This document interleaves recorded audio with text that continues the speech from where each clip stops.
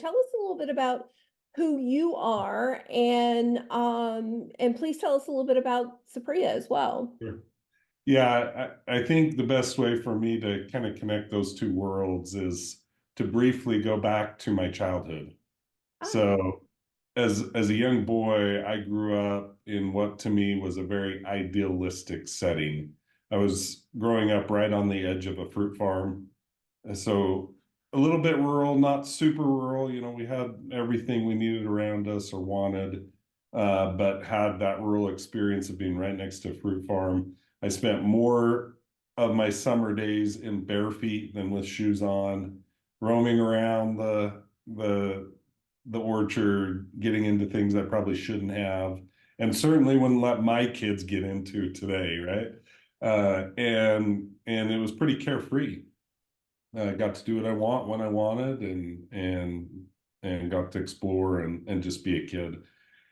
And that idealistic view of my childhood continued for a long time, but it started breaking down, particularly in my young adult years, as I became aware of family members of mine who had experienced various types of abuse, including child sexual abuse.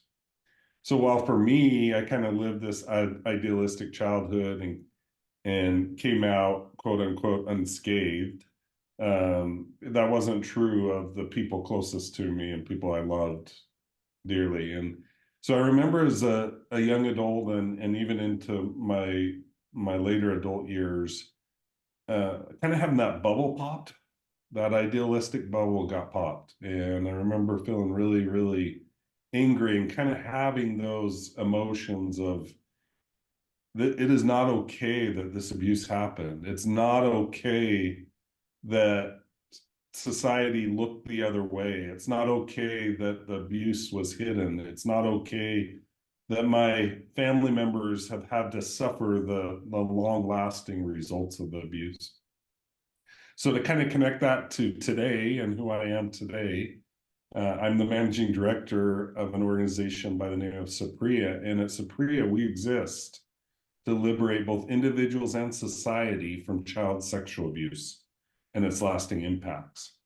So, bottling up, or maybe better said, leveraging some of that frustration, I've turned it into passion for this cause to both reduce the amount of abuse that happens in our society, as well as to help those that have experienced abuse to find healing from those lasting impacts.